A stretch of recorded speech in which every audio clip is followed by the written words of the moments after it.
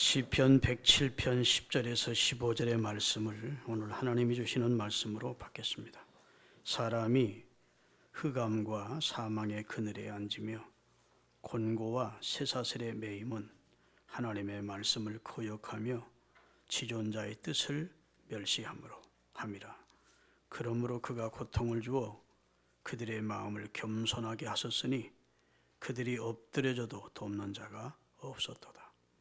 이에 그들이 그 환난 중에 여호와께 부르짖음에 그들의 고통에서 구원하시되 흑암과 사망의 그늘에서 인도하여 내시고 그들의 얽어맨 줄을 끊으셨도다.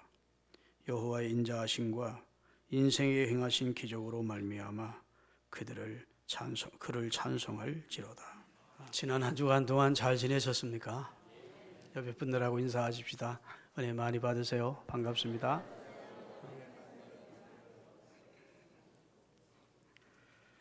오늘 본문에 의지해서 지존자의 뜻을 따라 복받게 사십시다. 그런 제목입니다. 한 해를 시작하는 신년 초인데 우리 늘 복받으라 인사도 하고 그렇게 이제 신년을 시작했습니다. 제가 어떤 말씀을 전할까 한 주간 동안 생각하면서 아무래도 축복과 연결될 말씀을 전하는 것이 좋겠다 하는 생각이 들었습니다. 그리고 오늘 본문이 생각이 나더라고요. 그래서 오늘 본문을 보면 아무리 바보라도 다 알아들을 수 있는 내용입니다. 사람이 흑암과 사망의 그늘에 앉으며 곤고와 쇠사슬에 매여 고통을 당하고 불행하게 사는 이유는 하나님의 말씀을 거역하며 지존자 되시는 하나님의 뜻을 멸시하고 살기 때문이다. 동의하시면 아멘. 하나님의 말씀을 거역하고 지존자 되시는 하나님의 뜻을 멸시하면서 살 때 인생에게 흑암과 사망의 그늘, 곤고와 쇠사슬에 매이게 되는 여러 가지 불행이 닥친다. 그런데 그렇게 된 것은 하나님이 그들을 고통을 주어서 그 고통으로 인하여 그들이 겸손케 되어 하나님 앞에 돌아오게 하기 위한 하나님의 역사다. 이렇게 말씀하시고 그들이 그 고통 중에 여호와께 부르짖으면 하나님께서 그들의 고통 중에 부르짖는 말씀을 들으시고 고통에서 구원하실 것. 아멘. 흑암과 사망의 그늘에서 인도해 내시고 쇠사슬에 매였던 것을 다 풀어주시는 그런 해방의 역사를 주실 것이라고 말씀해 주시고 있습니다. 성경은 하나님께서 우리에게 복 있는 사람이 될 것을 말씀해 주시고 있습니다. 복 있는 환경이나 복 있는 여건을 먼저 말씀하지 않고 복 있는 사람이 될 것을 말씀해 주세요. 여러분, 나는 부동자세로 서 있는데 복된 삶이 내 앞에 어느 날 다가올 것이라는 생각은 버리세요. 그건 망상이고 착각입니다. 나는 아무 일 않고 부동자세로 있는데 어느 날 내게 축복된 환경이 다가온다, 행복이 다가온다, 그럴 수는 없습니다.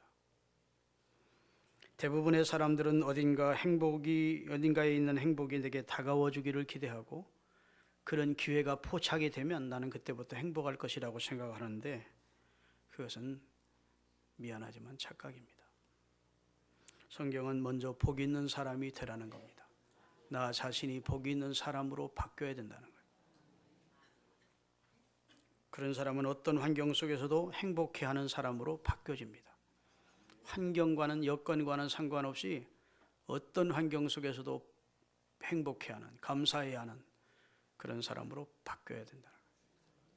성경은 하나님이 주시하는 것이 환경이 아니고 여건이 아니고 사람을 하나님은 주시하십니다. 그래서 올 한 해 동안 여러분의 삶에 진정한 하나님의 은혜와 축복이 있기를 원한다면 여러분의 변화가 있어야 돼요. 할렐루야. 여러분, 축복이 하나님의 장중에 있음을 믿으십니까? 하나님이 복의 주체이심을 믿으세요? 하나님은 죽이기도 하시고 살리기도 하시고 높이기도 하시고 낮추기도 하시고 그러시는 분이라. 주권이 하나님께 있음을 믿으셔야 됩니다. 우리 교인들은 이 축복을 사모하는 열정이 좀 부족합니다. 속으로는 어떤 열정이 있는지 몰라. 내가 느끼기는 우리 교인들은 축복에 대한 열망이 그렇게 간절하지 않은 거예요. 그냥 교회 생활하는 것이지 축복을 받아야 되겠다 그런 열망은 좀 다른 교회 교인들과는 좀 떨어진다 싶어요. 여러분 다른 교회 가끔 집회를 가든지 다른 교회 성도들 만나면 아주 축복에 대한 열망이 세상 말로 환장할 정도로 축복을 사모합니다. 축복받는 길을 가보려고. 그런데 우리 교인들은 별로 그렇지 않아. 여러분 이태희 목사님 심무하는 성복교회에서는 예배 전에 5가지를 하나님 앞에서 외치고 예배를 드리는데 그 가운데 하나가 축복받을 일은 절대로 남에게 양보하지 않고 내가 앞장서겠습니다. 그렇게 선언하게 합니다. 주의 종의 마음을 아프게 하지 않고 상처를 주지 않고 상처를 싸매드리면서 나는 일평생 교회를 섬길 것입니다. 이런 서원도 합니다. 한 5가지를 외치는데 그 가운데 하나가 축복받을 일이라면 다른 사람에게 양보하지 않고 내가 앞장서겠습니다. 이렇게 외치도록 한다고요. 여러분 그게 비성경적이냐? 그렇지 않습니다. 성경적입니다. 에서와 리브가 사이에 태어난 두 아들 쌍둥이가 같은 날 태어났는데 하나님의 축복을 경홀히 여기는 하나님의 축복을 사모하지 않는 에서를 하나님은 버리십니다. 그만 못하지만 하나님의 축복을 꼭 받아야 되겠다는 축복의 열망을 가지고 사는 야곱을 선택해서 이스라엘을 이루시고 축복의 조상으로 세우십니다. 그러니까 축복을 사모하는 것은 성경적인 거예요. 그 축복의 주체 되시는 하나님이 주시는 복을 나는 꼭 받아야 되겠다. 그런 것은 성경적 입장임을 깨달으시기를 바랍니다. 하나님이 본래 인간을 향한 특별히 선민 구원받은 우리를 향한 마음이 민수기 6장 24절부터 나와요. 한번 읽겠습니다. 하나님이 우리를 향한 마음이 아주 구구절절히 담겨 있는데 여호와는 내게 복을 주시고 너를 지키시기를 원한다. 그 다음에 여호와는 그 얼굴을 내게 비추사 은혜 베풀어 주시기를 원하며 여호와는 그 얼굴을 내게로 향하여 드사 평강 주시기를 원하노라. 4가지를 원합니다. 하나님이 우리를 향해서 원하는 게 복 주시기 원하고 지켜주시기 원하고 은혜 주시기 원하고 평강 주시기 원하고 다 좋은 겁니다. 할렐루야. 하나님은 우리를 복 주시려고 선택하셨고 지켜주시려고 은혜 주시려고 평강 주시려고 선택했습니다. 그게 하나님이 우리를 향한 마음입니다. 부모님이 자식을 향한 마음이 꼭 그럴 거예요. 그런데 인생이 고통을 당하는 길이 있습니까? 없습니까? 그리스도인이라도 고통의 길을 갈 때가 있습니까? 없습니까? 있습니다. 예레미야 애가 3장 33절을 띄우겠습니다. 그게 하나님의 본심이 아니래요. 다 같이 주께서 인생으로 고생하게 하시며 근심하게 하심은 본심이 아니에요. 그리스도인을 연단시키고 겸손케 해서 하나님의 사람으로 양육하기 위해서 하나님이 잠시 고난의 과정, 연단의 과정을 걸어가기는 하시지만 그것이 결국 하나님의 본심은 아니래요. 주고 싶은 것은 나중에 복을 주시고 싶고 존귀케 하기를 원해서 그리 하시는 겁니다. 어제 제가 2층에 유아실에서 제가 얼마나 사랑합니까? 우리 승주를. 근데 얘가 손을 뜯고 엄마한테 기합을 받고 있더라고. 엄마가 또 걔를 얼마나 사랑하는지 모릅니다. 그런데 뭘 잘못한 것 같아. 그래가지고 그러는데 애처롭긴 하지만 잘 받았다. 혼나야지. 그리고 할아버지 방에 들어갔으니 섭섭했을 거예요. 여러분 그 아이가 혼이 나는 것 엄마의 본심 아닙니다. 엄마 아이 사랑하지요. 그렇죠? 그렇지만 버릇 나빠지니까 좀 가끔 혼을 내는 겁니다. 하나님이 인생으로 하나님의 택한 백성이 잠시 고난당하고 고통을 당하게 하는 것은 하나님의 본심이 아니래. 하나님의 사람으로 양육하기 위한 과정이지 본심은 복 주시기 원하고 지켜주시기 원하고 평강 주시기 원하고 은혜 주시기 원한대. 하나님이 우리를 향한 마음을 바로 헤아리시는 우리들이 될 수 있기를 주님의 이름으로 축원합니다. 그래서 우리가 먼저 복 있는 사람이 되는 것이 중요해요. 복 있는 사람은 악인의 꾀를 쫓지 않고 오늘 교동문 외웠죠? 죄인의 길에 서지 않고 오만한 자리에 서지 앉지 않고 오직 여호와의 율법을 주야로 묵상하는 사람이다. 그게 복 있는 사람이다. 복 있는 사람이 먼저 되라고 말씀해 주시고 있습니다. 소리쳐 복 달라고 소리치지 않아도, 아우성치지 않아도 하나님께서 복을 쏟아 부어주시고 싶은 마음이 들도록 살아보자는 거예요. 아멘. 하나님이 괘씸히 보시는 인생이 되어서야 아무리 복 달라고 때를 쓴들 하나님이 복 주실 마음이 있겠느냐는 겁니다. 새해 복 많이 받으세요 우리가 인사를 하지만 하나님은 여러분과 제가 새해 복 많이 받기를 원할 겁니다. 복 받는 그릇 되기를 원하실 것입니다. 할렐루야. 사람들이 다 복을 원합니다. 여러분 웬만한 가게 식당 들어가 보세요. 보고 대가리, 보고 명태 매달아 놓은 집이 얼마나 많은지 모릅니다. 보셨습니까? 부적 써놓고, 돈 있는 사람은 초하루 보름굿을 전용 무당 두고 복 받으려고 하고, 절간 단독으로 지어 바치기도 하고.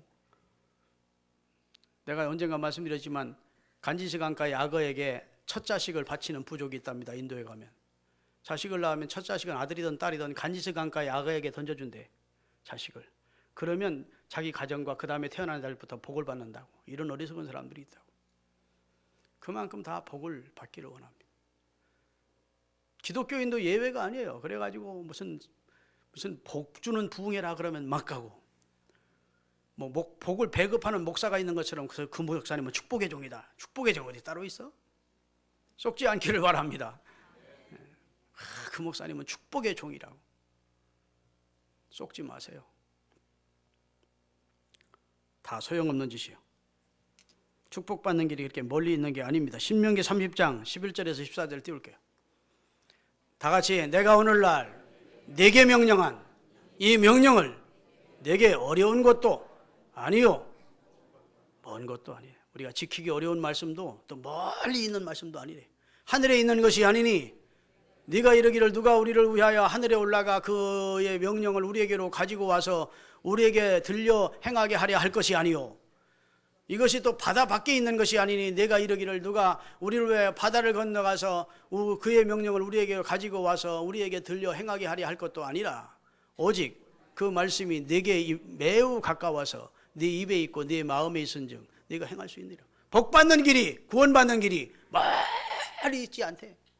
구만리장 전 멀리 저 하늘에 있는 것이요, 누가 꼭 올라가가지고 그지고 내려와가지고 그 비결을 우리에게 알려줘야 우리가 구원받는 것도 아니고, 바다 멀리 끝에 있어서 사람들이 바다 끝까지 가서 그 말씀을 가지고 와가지고 복받는 길, 구원받는 길을 우리에게 가르쳐 주어야 우리가 알 수 있는 게 아니래요. 하나님은 이미 그의 선지자들을 통해서, 하나님의 사람들을 통해서 이미 구원의 길을, 복받는 길을 우리에게 들려주심으로 그 하나님의 말씀이 우리 입에 있고 우리 마음에 있은즉 내가 결단하면 행할 수 있다는 겁니다. 내가 오늘부터 복받는 삶을 살아야지. 할렐루야. 내가 하나님의 말씀에 순종하며 살아야지. 이렇게 결단하면 하나님의 성령이 도와주심으로 할 수 있대요. 먼 것도 어려운 것도 아닌데 사람이 결단을 안 하는 거예요. 그냥 세속을 따라 살고 적당히 교회나 다니고 이러지, 결단을 안 하기 때문에 축복을 못 받는 것임을 성경은 말씀해 주시고 있습니다. 할렐루야. 여러분, 이미 우리 입에 있고 우리 마음에 와 있는 하나님의 말씀을 우리가 준행하고 순종해서 하나님의 마음에 합한 자 되는 것이 우선입니다. 내 하는 일이, 내가 하는 말이, 내 마음에 품은 생각이, 내가 사는 생활이, 내 사람 됨됨이가 하나님 보시기에 신통하고 기특하고 사랑스럽게만 보인다면 내가 소리쳐 복 달라고 아우성치지 않아도 하나님이 복을 주시는 거예요. 하나님의 마음을 움직여야 된다. 아멘. 솔로몬이 하나님의 마음을 움직이니까 하나님이 복주머니를 가지고 솔로몬에게 다가와 내가 네게 무엇 해주랴, 너는 내게 구하라. 그가 복 달라고 소리친 적 없어요. 하나님이 기뻐하는 1000번제를 드렸더니 하나님이 복을 가지고 다가오시는 겁니다. 믿으십니까? 그의 하는 행위가, 그의 사람 됨됨이가, 그의 말이 하나님의 마음에 드니까 복을 가지고 다가오셔서 내가 네게 무엇 해주랴, 너는 네게 구하라. 하나님이 기뻐하는 지혜를 달라고 구했더니 다른 것까지 다 주셔서 솔로몬이 이전에도 이후에도 그와 같이 복을 받은 사람이 없도록 하나님이 복을 주신 줄로 믿습니다. 그러니까 복의 주체가 누구예요? 하나님이시라고. 하나님. 믿습니까? 그러면 성경이 확실하게 복을 약속하고 있는 것이 여러 개 있지만 그 가운데 3가지가 특별합니다. 그 첫째는 부모에게 효를 해야 복을 받아요. 오늘 어버이 주일도 아닌데 왜 효 얘기를 하시나? 이게 축복이 약속된 첫 계명이에요. 다 같이 에베소 6장 1절부터 3절 다 같이 자녀들아 주 안에서 너희 부모에게 순종하라. 이것이 옳으니라. 네 아버지와 어머니를 공경하라. 이것이 무엇이 있는? 축복이 약속된 첫 계명이니 그 말이에요. 축복이 약속된 첫 계명이니 이로써 내가 잘되고 땅에서 장수하게 된다. 너 부모 공경하고 효도해봐. 땅에서 잘되고 장수하고 후손이 복을 받도록 해줄게. 이렇게 하나님이 약속을 했다고. 십계명 출애굽기 20장 12절을 띄우겠습니다. 네 부모를 공경하라. 그리하면 네 하나님 여호와가 내게 준 땅에서 내 생명이 길리라. 복 주겠다. 다른 건 약속이 없습니다. 십계명에 어떤 게 약속이 있어요? 살인하지 말지니라. 간음하지 말지니라. 도둑질하지 말지니라. 끝나지. 도둑질하지 아니하면 내가 무슨 복을 주겠다. 살인하지 아니하면 내가 무슨 복을 주겠다. 이런 말씀 없다고요. 근데 부모를 공경하라. 그리하면 내가 땅에서 잘되고 장수하는 복을 주겠다고 약속이 붙은 첫 계명으로 하나님이 부모 공경을 우리에게 명하셨다고요. 그래서 부모 공경은 윤리라고만 생각하면 안 돼요. 마땅한 도리라고만 생각하면 안 되고 철학이라고 생각하면 안 되고 하나님의 말씀, 하나님의 계명이에요. 하나님의 명령이라고. 할렐루야. 살아계실 때 여러분 효를 다하시기를 바랍니다. 주자라는 사람이 10회라고 하는 주자 10회가 있는데 사람이 지나놓고 보면 후회하는 것이 많다는 거예요. 그 가운데 세 가지가 이렇습니다. 거려서 공부하지 아니하면 커서 후회하고, 돈 있을 때 절약하지 않으면 가난하게 된 다음에 후회하고, 부모님이 살아계실 때 효도하지 못하면 돌아가신 다음에 후회하게 된다. 그런 말씀이 있습니다. 그건 참 옳은 말이라고 생각이 돼요. 그러니까 부모에게 효도하는 것이 항상 기회가 있는 것이 아님을 말씀해 주시고 있어요. 노아에게는 세 아들이 있었습니다. 셈과 야벳은 효도했습니다. 아버지에 대한 경외심이 있어서 아버지의 하체를 보지 아니하고 뒷걸음질 쳐 들어가는 그 평상시에도 아버지에 대한 경외심이나 효도하는 마음이, 공경하는 마음이 있었기 때문입니다. 할렐루야. 그러나 함은 아버지를 늘 경홀히 여기는 마음이 있었기 때문에 아버지의 허물을 보자 소문내고 다녔고, 그래서 결국은 불의한 그의 후손들이 하나님 앞에 저주를 받는 내용이 성경에 안타깝게 기록이 되어 있어요. 여러분, 부모님의 사랑은 다함이 없는 사랑입니다. 아멘. 부모님의 사랑은 또 조건이 없는 사랑입니다. 이 세상 사랑은 다 조건이 있어요. 부모님의 사랑만은 조건이 없습니다. 그리고 변함이 없는 사랑이 부모님의 사랑입니다. 그리고 또 여러분, 효도에는 내일이 없습니다. 부모님은 자녀가 잘 될 때까지 기다려주지 않습니다. 좀 더 잘 살면, 좀 더 형편이 나아지면 부모님에게 잘해야지. 노입니다. 그때까지 부모님들이 기다려주지 않아요. 세상을 떠나게 돼 있습니다. 아멘. 부모님 살아계실 때 공손하게, 정중하게, 다정하게, 다정다감하게 부모님을 대하시기를 바랍니다. 천하의 모든 물건 중에 내 몸보다 소중한 것이 어디 있어요? 이 몸을 누가 주셨습니까? 부모님이 하나님을 통해서, 하나님이 부모님을 통해서 우리에게 주신 것입니다. 아멘. 부모님이 우리에게 훈계를 하거나 책망을 할 때 다 사랑해서 나오는 거예요. 동기가 사랑해서. 믿습니까? 우리를 위해서 주시는 말씀이라고요. 여러분, 부모님의 권위 앞에 무릎을 꿇으시기를 바라고, 효도하는 모습을 자녀에게 보이셔서 그 자녀들이 배우게 하시기를 주의 이름으로 축원합니다. 죄 가운데 부모에게 불효하는 죄가 큰 죄임을 아십시오. 변함없이 보살펴 주시고 사랑해 주실 분은 이 세상에 부모님밖에 없어요. 아멘.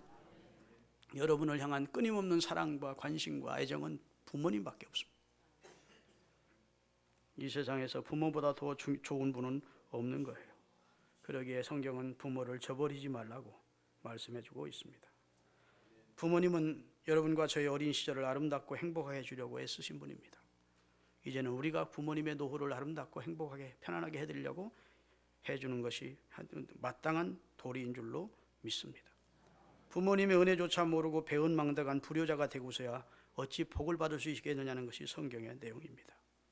예수님은 십자가를 지는 그 고통의 순간에도 밑에서 애절하게 울고 계신 육신의 어머니 마리아를 마음에 걸려서 사랑하는 제자 요한에게 부탁하는 내용이 요한복음 19장에 나옵니다. 예수님은 효도하신 분입니다. 할렐루야! 부모에게 잘해서 복 받으시기 바랍니다. 두 번째로 하나님의 축복을 받은 것 가운데 두 번째는 주의 종을 선대하는 것입니다. 따라합시다. 주의 종을 선대하자.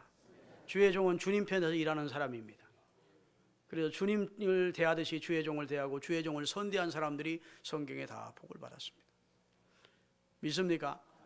여러분, 엘리사라고 하는 선지자가 있었는데 선지학교와 엘리사의 숙소 사이를 왔다 갔다 하는 그 길이 먼데 그때 수넴 여인이라는 여인이 집이 있었어요.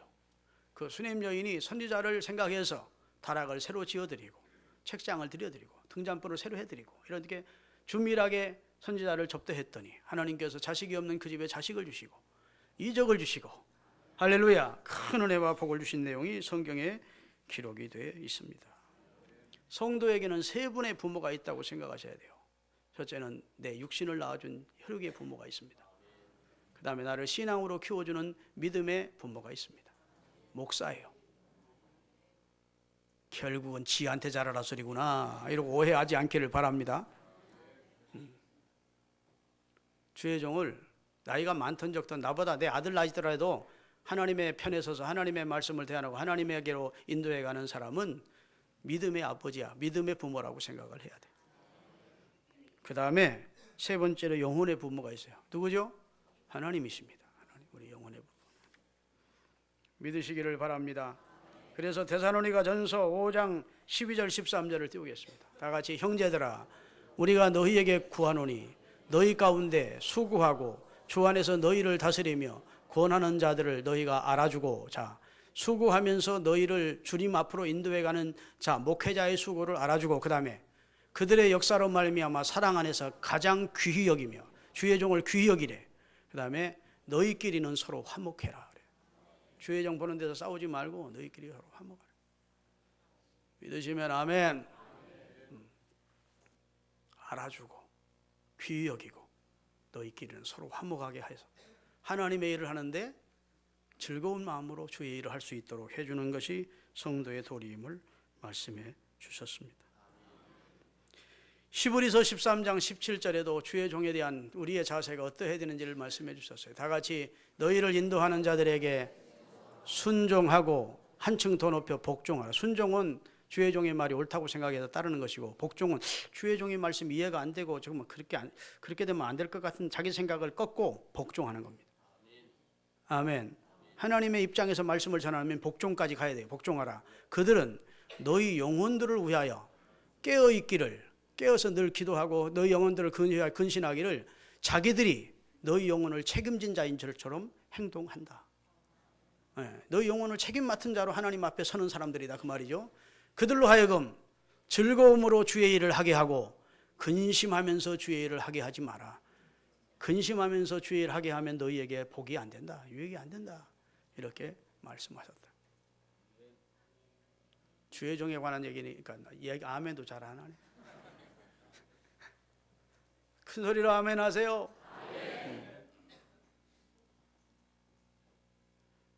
여러분, 갈라디아서 6장 6절에도 보면 아주 좋은 말씀이 있습니다. 다 같이 가르침을 받는 자는 하나님의 말씀을 가르치는 자와 모든 좋은 것을 함께 하래.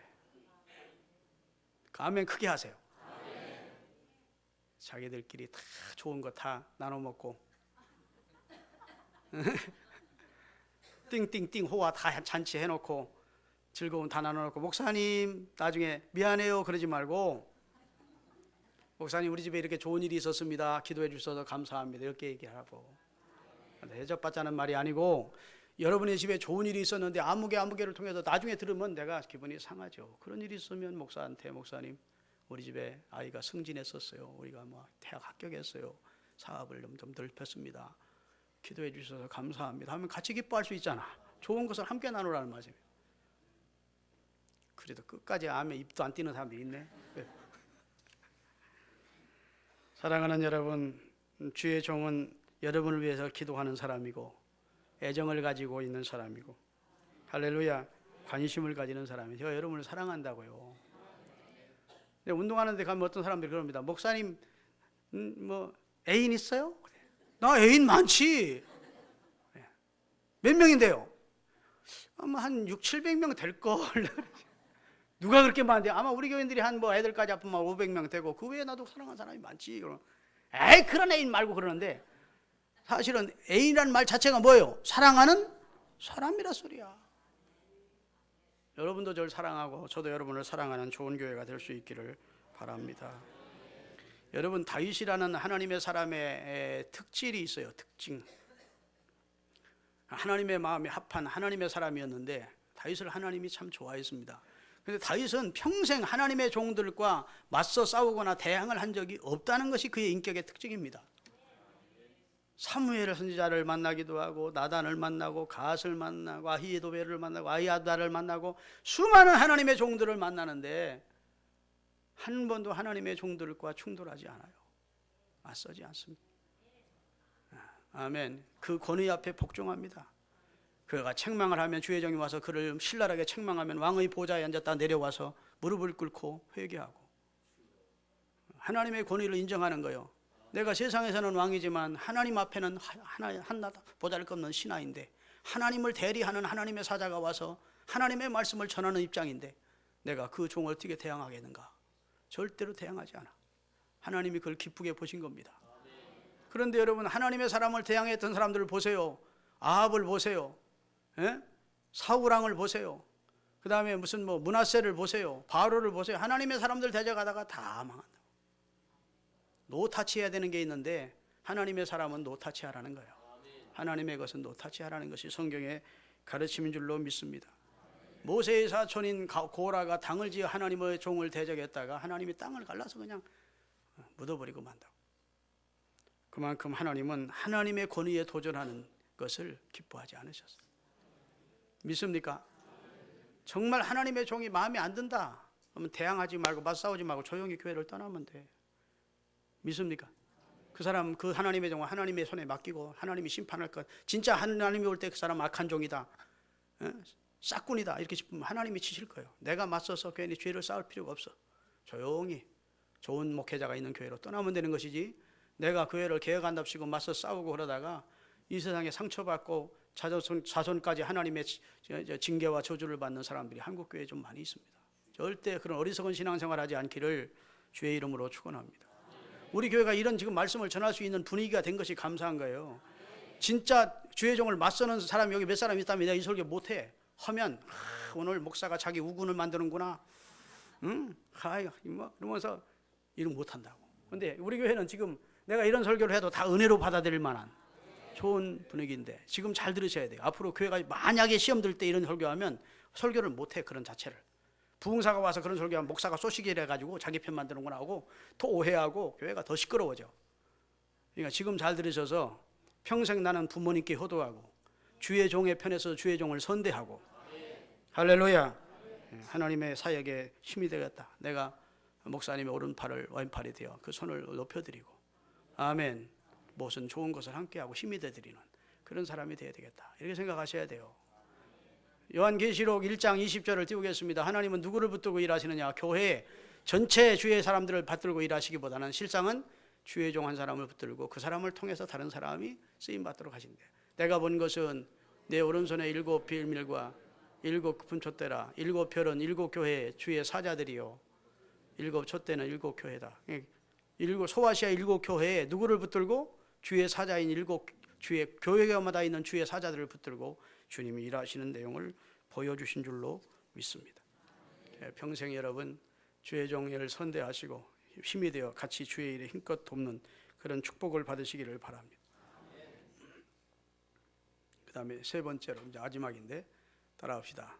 하나님 앞에 11조와 헌물을 드릴 때 축복을 약속하셨다. 말라기 3장 7절부터 다 같이 읽겠습니다. 만군의 여호와가 이르노라. 너희 조상의 날로부터 너희가 나의 규례를 떠나 지키지 아니하였도다. 그런즉 내게로 돌아오라. 그리하면 나도 너희에게로 돌아가리라 하였더니 너희가 이르기를 우리가 어떻게 하여야 돌아가리이까 하는도다. 사람이 어찌 하나님의 것을 도적질하겠느냐? 그러나 너희는 나의 것을 도적질하고도 말하기를 우리가 어떻게 주의 것을 도적질하였나이까 하는도다. 이는 곧 11조와 봉헌물이라. 너희 온 나라가 나의 것을 도둑질하였으므로 너희가 저주를 받아 지금 이렇게 어렵게 됐다. 다 됐습니다. 하나님께서 지금 말라기 선지자를 통해서 이스라엘 백성들에게 말씀하십니다. 너희의 패역과 죄를 하나님이 지금 지적하면서 돌아오라는 겁니다. 돌아오라. 이스라엘 땅에 지금 고난과 고통이 임한 것은 하나님의 저주, 하나님의 심판이다. 그러니 너희가 내게로 돌아오라. 손짓에서 돌아오라는데 이스라엘 백성은 그 말을 못 알아듣는 거예요. 우리가 주의 백성이지 않습니까? 이미 돌아왔지 않습니까? 돌아와 있는 우리를 왜 주님 돌아오라 하십니까? 우리는 선민 아닙니까? 우리가 성전에 있지 않습니까? 근데 하나님은 아직 안 돌아왔대. 내 생각이 돌아와야 되고 내 생활이 돌아와야 되고 할렐루야. 내 삶이 내게로 돌아와야 되는데 너는 안 돌아온 상태래. 허울조용 무화과처럼 몸뚱이만 이스라엘이고 몸뚱이만 성전에 와 있지 너희는 내게로 돌아온 상태가 아니래. 내 것을 도둑질하면서 네가 어떻게 내게 돌아왔다고 철면피하게 말할 수 있느냐는 거예요. 그러면서 돌아온 증거가 무엇이냐? 네가 정말로 내게로 돌아왔다는 증거는 온전한 11조와 봉헌물이 있을 때 하나님 앞에 돌아온 것으로 하나님이 여겨주신다는 거예요. 내 말이 아니고 성경이니까 아멘 해야 됩니다. 이 말씀에 토를 달면 안 돼요. 하나님은 몸뚱이만 돌아온 것을 돌아왔다고 말하지 않고 하나님 앞에 온전한 11조와 봉헌물이 있을 때 다시 말해서 지갑이 회개하고 하나님 앞에 하나님의 절대 주권을 인정하고 내가 가지고 있는 모든 것이 주의 것임을 인정하는 신앙 행위가 11조로 나타날 때 진짜 돌아온 사람으로 여겨집니다. 왜냐하면 내 재물이 있는 곳에 내 마음이 있다고. 재물이 아직도 하나님께로 드릴 줄 모르는 사람이었지 하나님께 돌아온 사람으로 하나님이 여기게 되는 거예요. 10절부터 띄우겠습니다. 말라기 3장 10절. 만군의 여호와가 이르노라 너희의 온전한 11조를 하나님의 집 창고에 들여 나의 집에 양식이 있게 하고 그것으로 나를 시험하여 내가 하늘 문을 열고 너희에게 복을 쌓을 것이 없도록 붙지 아니하나 보라. 만군의 여호와가 이르노라 내가 너희를 위하여 메뚜기를 금화해 주고 너희의 토지 소산을 먹어 없애지 못하게 하며 너희 밭에 포도나무 열매가 기한 전에 떨어지지 않게 하리니 11조를 바쳐보라는 거야. 어디 돈이 헛된 대로 빠져나가고 사기당하고 하게 하지 않는다는 겁니다. 하나님이 막아주시겠다는 거예요. 너희 땅이 아름다워짐으로 모든 이방인들이 너희를 복되다 하리라. 만군의 여호와가, 만군이라는 말은 왜 하나님이 군사적 용어를 썼느냐? 천군 만군을 지휘하시는 하나님으로 표현했냐? 무서운 하나님입니다. 하나님이 축복을 말씀하실 때에는 반대로 하나님의 저주도 있어요. 하나님의 사랑을 말씀하실 때는 하나님의 징계도 있습니다. 아멘. 그러니까 잘 생각해서 하라는 거예요. 만군의 여호와, 두려운 하나님. 그러니까 하나님에게 도둑질하면서 복 달라고 아우성 친다고 내가 복을 주겠느냐 그 말이야. 돌아오지 않은 사람을 하나님께서 돌아온 백성으로 안아줄 수 있겠느냐는 거예요. 진짜 돌아와야 하나님이 그 품에 안아주시고 필요를 채워주시고 은혜를 주시겠다는 말씀인 줄로 믿으시기를 주의 이름으로 축원합니다. 그래서 11조는 제2의 복음이라고요.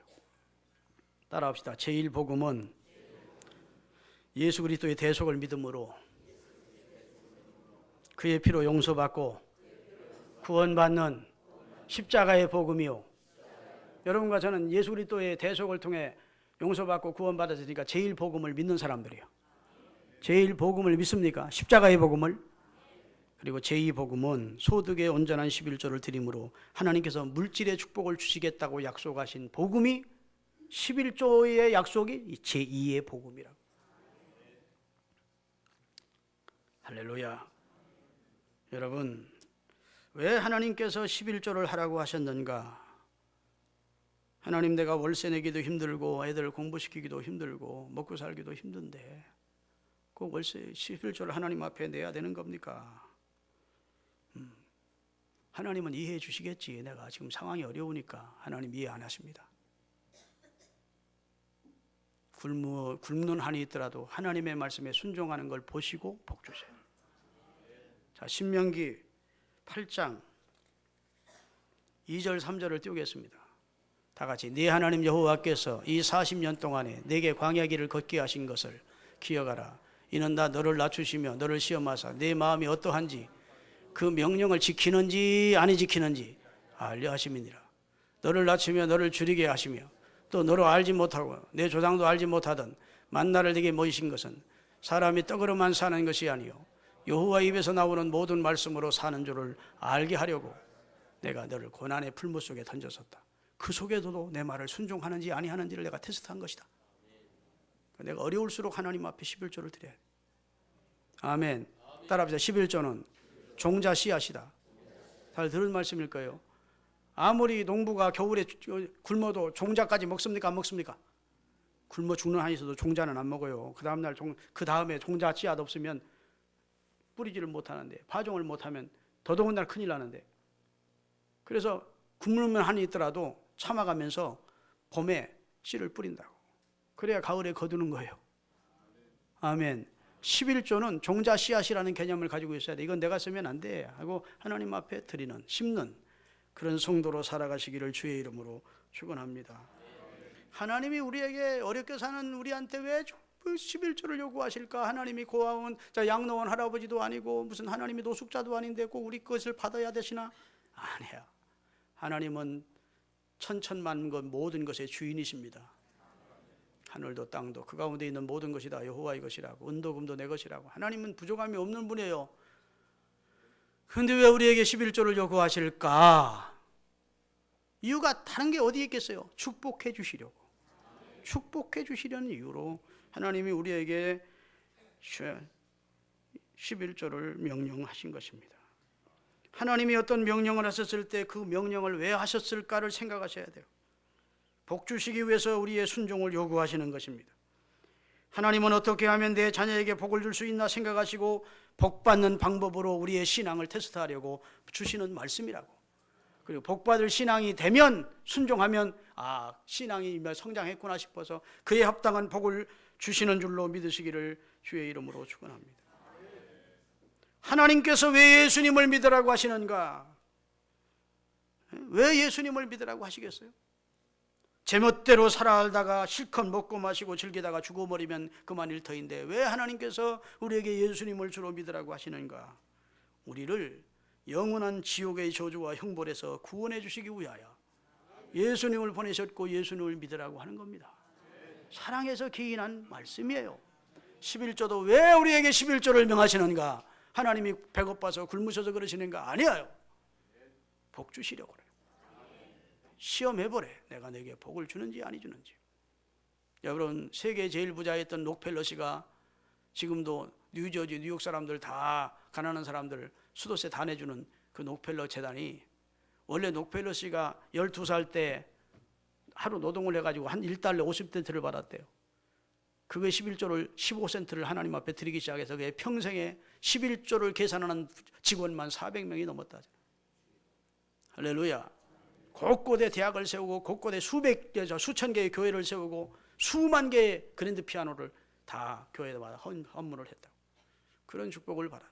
콜게이트시라든지 여러분 와나메카라든지 다 11조 생활에서 축복받은 미국의 기업인들입니다. 11조는 율법이 아니고 복음이에요. 마태복음 23장 23절을 띄우겠습니다. 예수님도 11조를 우리에게 명령하세요. 다 같이. 하이슬 진저 외식하는 서기관들과 바리새인들이여, 너희가 박하와 회양과 근처의 11조는 들이되 율법에 더 중한 바 의와 긍휼과 믿음은 버렸도다. 그러나 이것도 행하고 저것도 버리지 말아야 될지니라. 11조는 드리면서 의롭게 살지 못하고 이렇게 교만하게 사는 그들을 책망하시면서 야 11조는 차라리 하지 말고 의롭게 살아, 그렇게 말씀하지 않고 이것도 행하고 그만 11조도 드리고 의롭게도 살아야 돼, 이렇게 말씀을 해주셔요.